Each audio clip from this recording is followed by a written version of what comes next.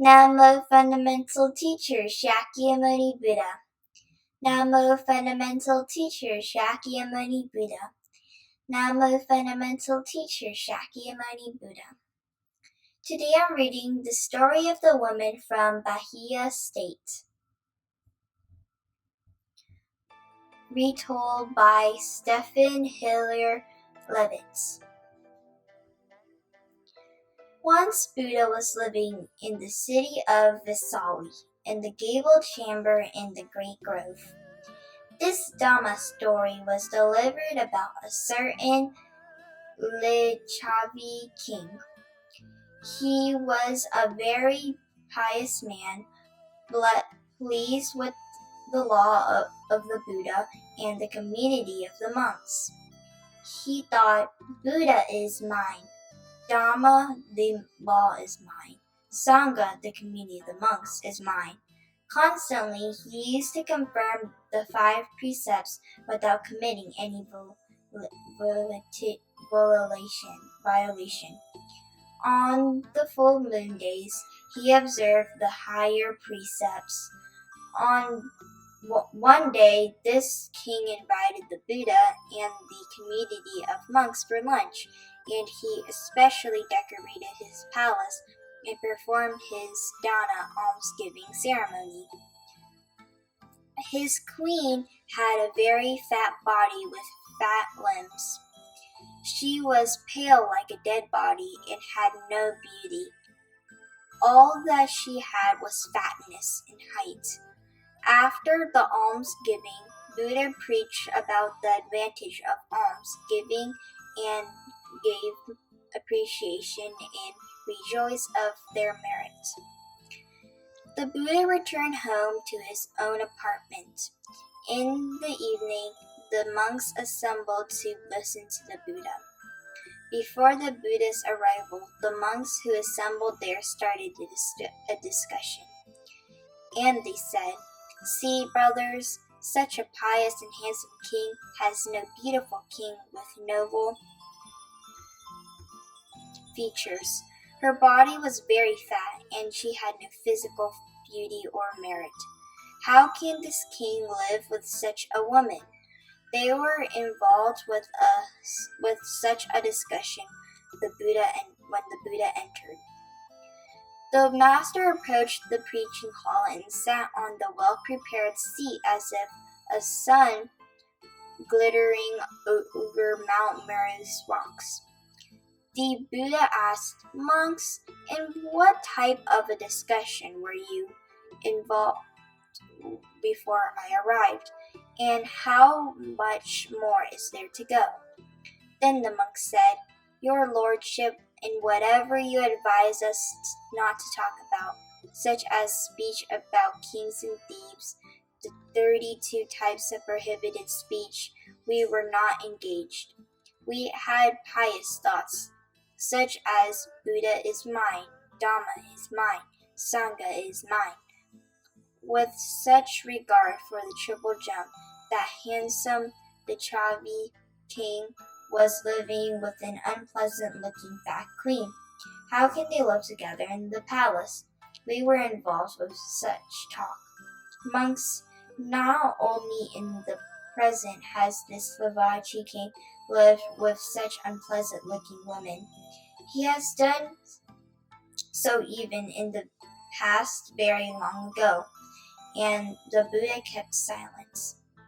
Then one monk out of those assembled monks, making an Anjali with his hands kept up on his head as if a plantain tree fallen down with the heaviness of bananas, knelt down in the presence of the Buddha, prostrated himself before the feet of the Buddha, who is endowed with 108 physical beauties, and requested respectfully, Your lordship, now it is clear to us why in this present life this handsome king is living with this ugly-looking queen. The past story, though, is covered to us as if a spark in ashes. Therefore, please be kind enough to disclose this hidden story to us that is covered as if a gem covered with clay on the ground. We request you to disclose the past story as if taking out the moon from behind a covering dark cloud. Then the Buddha who was requested to speak by the monks disclosed this story of the past. Long ago in the past there was a king called Brahmadatta in Benares. Our Lord, the Bodhisattva, the enlightenment being, who was fulfilling the 10 perfections, became his minister. At that time, a certain fat woman who lived in a remote area and who had no particular attractive physical appearance lived by working as a servant. While she was going nearby to the palace compound, she wanted to go to the bathroom. As there was no bathroom, she did what she had wanted to do outside. She covered her body with a hand cloth. The king was looking at this through the window and thought, this woman being in such an open place attended to her needs, covering herself with a little piece of cloth so as to avoid fear and shame. She got up quickly. There is no doubt she must be a very healthy woman with good physical ability.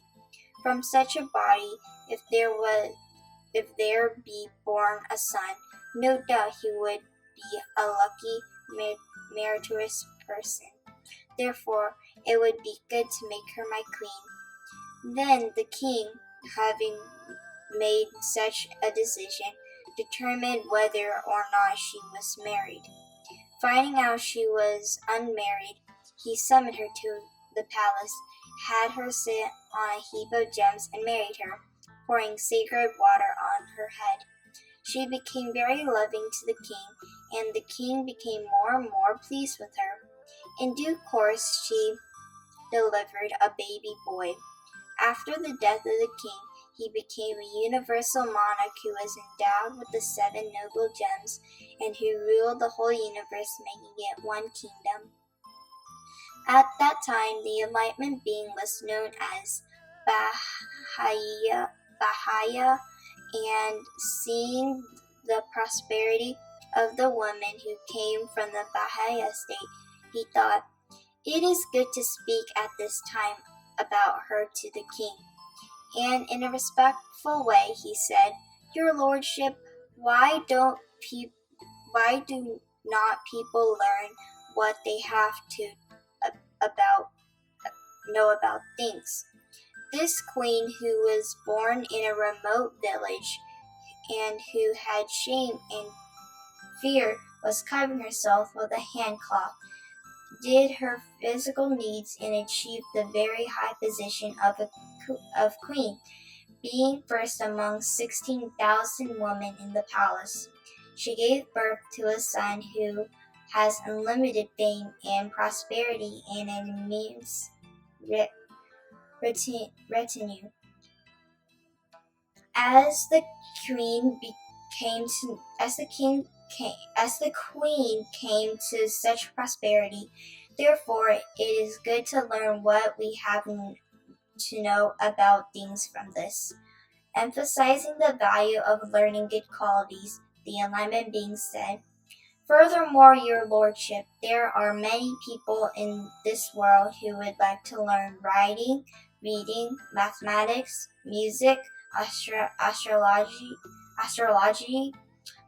meter, lexicology, and poetic adornment, and who would like to gain the advantages of having learned these things.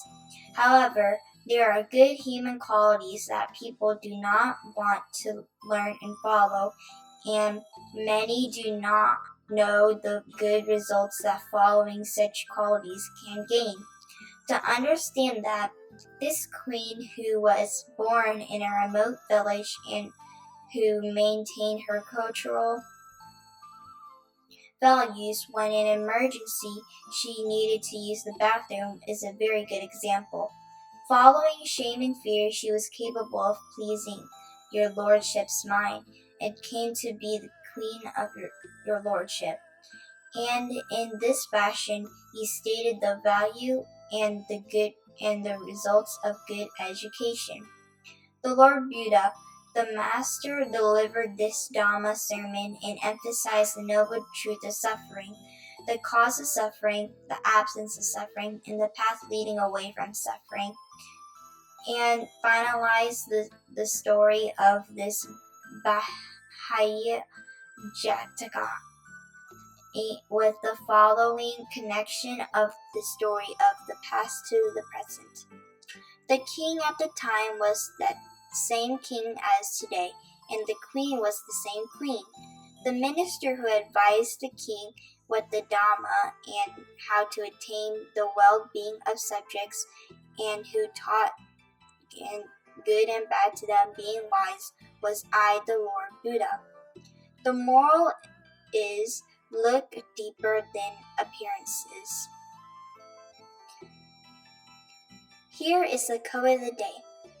Thousands of candles can be lightened from a single candle, and the life of the candle will not be shortened. Happiness never decreases by being shared.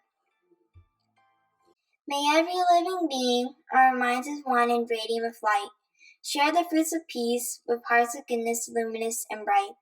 If people hear and see how hands and hearts can find and give in unity, may their minds awake to great compassion and wisdom and to joy. May kindness find reward. May all who sorrow leave their grief and pain. May in this boundless light brave the darkness of their endless night. Because our hearts are one, this world of pain turns into paradise. May all become compassionate and wise. May all become compassionate and wise. Namo Fundamental Teacher Shakyamuni Buddha. Namo Fundamental Teacher Shakyamuni Buddha. Namo Fundamental Teacher Shakyamuni Buddha.